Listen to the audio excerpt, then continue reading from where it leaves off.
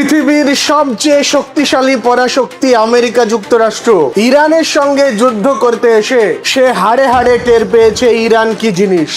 বিগত 6 মাস ধরে ইরানের সঙ্গে যুদ্ধ করতে গিয়ে মধ্যপ্রাচ্যের ঘাঁটিগুলির যে অবস্থা ইরান করেছে তা থেকে ইরান তার সামরিক শক্তির পরিচয় তো দিয়েছেই, শুধু তাই নয়, যে আমেরিকা তার সামরিক শক্তি নিয়ে এত গর্ব করে সেই আমেরিকার নাকি অস্ত্র কোনোদিন শেষ হবার নয়। কিন্তু ইরান যুদ্ধে এসে আমরা দেখছি তার অস্ত্র শস্ত্রেও যে ঘাটতি আসতে পারে সেটা আজ সবার কাছে উন্মুক্ত হয়ে গেছে। বিভিন্ন সূত্র থেকে খবর এসেছে মধ্যপ্রাচ্যে মার্কিন ঘাঁটিগুলিতে যে ইন্টারসেপ্টর ছিল সেগুলির যথেষ্ট শর্টেজ দেখা দিয়েছে।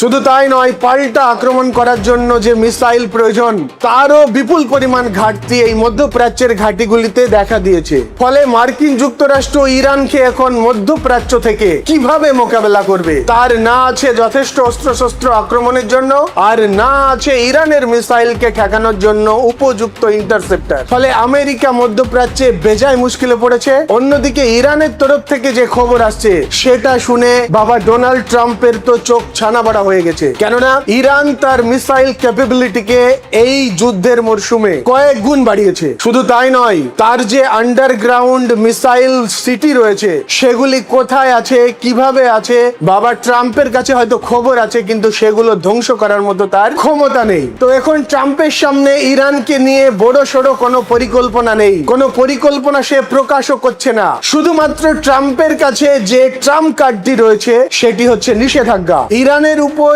ইকোনমিক ডি-ডে আরোপ। এর দ্বারা এখন ট্রাম্প ইরানকে মাথানত করানোর জন্য চেষ্টা চালাচ্ছে। আদৌ কি ইরান মাথানত করবে না ইরানের যে সামরিক শক্তি সে দিন দিন বাড়াচ্ছে এর দ্বারা কি ইঙ্গিত পাওয়া যাচ্ছে? মধ্যপ্রাচ্যের যুদ্ধ কি আরো দীর্ঘায়িত হবে? চলুন আজকের ভিডিওতে বেশ কয়েকটি আপডেট আছে মধ্যপ্রাচ্য থেকে, সেগুলি আমরা নিয়ে নিই। একদিকে যখন ডোনাল্ড ট্রাম্পের অস্ত্র ভান্ডারে সংকট দেখা দিচ্ছে, অন্যদিকে ইরান তার অস্ত্রের ভান্ডারকে আরো সুসজ্জিত করছে।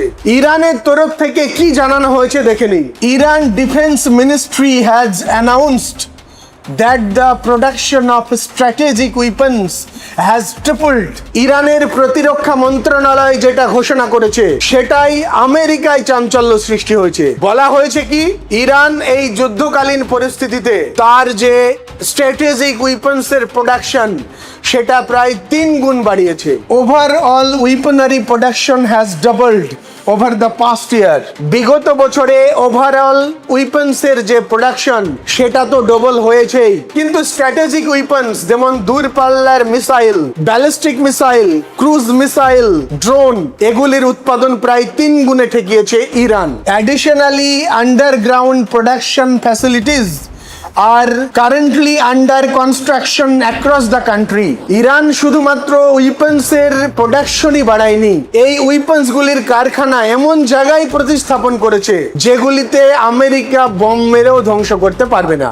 আমেরিকার কাছে B-2 বোম্বার বিমান রয়েছে, সে এই বিমানের দ্বারা হামলা করে যে কোনো ফ্যাসিলিটিস কে ধূলিসাৎ করে দিতে পারে নিমেষেই, কিন্তু ইরান এটা আগে থেকে জানতো। সে এমন এমন জায়গায় এই অস্ত্র কারখানাগুলিকে প্রতিস্থাপন করেছে যাতে B-2 বোম্বার সেখানে পৌঁছতে না পারে। শুধুমাত্র কয়েক জায়গায় পাহাড়ের তলদেশেই এই কারখানাগুলি স্থাপন করেনি, দেশের বিভিন্ন জায়গায় এটাকে ছড়িয়ে দেওয়া হয়েছে। শত্রুরা কয়েক জায়গায় ধ্বংস করতে সক্ষম হলেও যুদ্ধের সময় যেন প্রোডাকশনকে ঠিকঠাক রাখা যায় তার জন্য ইরান খুব স্ট্র্যাটেজিক্যালি এগুলোকে এস্টাবলিশ করেছে তার আন্ডারগ্রাউন্ড ফ্যাসিলিটি হিসাবে। ফলে ইরান এই যুদ্ধকালীন পরিস্থিতিতেও, এমনকি হাজার হাজার বোম যখন ইরানের উপর ইসরায়েল এবং আমেরিকা মেরেছে তখনও তাদের এই আন্ডারগ্রাউন্ড ফ্যাসিলিটি গুলো রানিং ছিল, সচল ছিল, যেখান থেকে প্রতিদিন তার এই মিসাইল এবং ড্রোন এগুলির উৎপাদনকে চালিয়ে গেছে। ফলে ইরানের এই অস্ত্রের বহরে এখনো পর্যন্ত কোনো শর্টেজ আসেনি। ফলে ইরান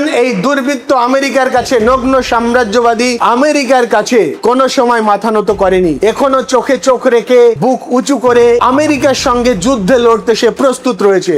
কিন্তু আমেরিকা আমেরিকা আর ইরানের সঙ্গে যুদ্ধ করতে চায় না, কেননা আমেরিকা ইরানে যুদ্ধ করতে এসে সে তার দুর্বলতা বুঝতে পেরেছে। ইরান অন্য 5টি দেশের মতো নয় যেখানে গিয়ে হুট করে কয়েকটা বম মেরে তার রিজিম চেঞ্জ করা যায়, তার দেশকে দখল করা যায়। এই রকম দেশ যে ইরান নয়। ইরান সহজে মাথা নত করবে না পরাশক্তির কাছে, সেটা সে বারবার প্রকাশ করেছে। ইরানের আন্ডারগ্রাউন্ড ফ্যাসিলিটিতে অস্ত্র উৎপাদন হয়, এটা পশ্চিমা দুনিয়া থেকে প্রায় সবাই জেনে গেছে, কিন্তু সেটা কোনোদিন প্রকাশ্যে আসেনি। সবার অনুমান ছিল এত ড্রোন, এত মিসাইল ইরান কোথা থেকে আনছে। আজ সেই সত্যকেই ফাঁস করেছে ইরানের দেশীয় টিভি চ্যানেল। সেখানে কি বলছে দেখেনি। Iran state TV for the first time has shown underground weapons manufacturing facilities. ইরানের সরকারি টিভি চ্যানেলে এই প্রথমবারের মতো তার মাটির নিচের যে উইপন্স ফ্যাক্টরি গুলো রয়েছে সেগুলিকে প্রদর্শিত করেছে, অর্থাৎ এগুলি জনসম্মুখে এনেছে।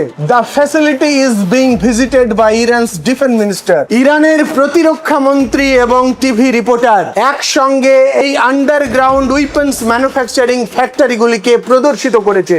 The reporter states that there are dozens of such facilities. এই সরকারি টিভি চ্যানেলের যে সাংবাদিক সে প্রকাশ্যে বলে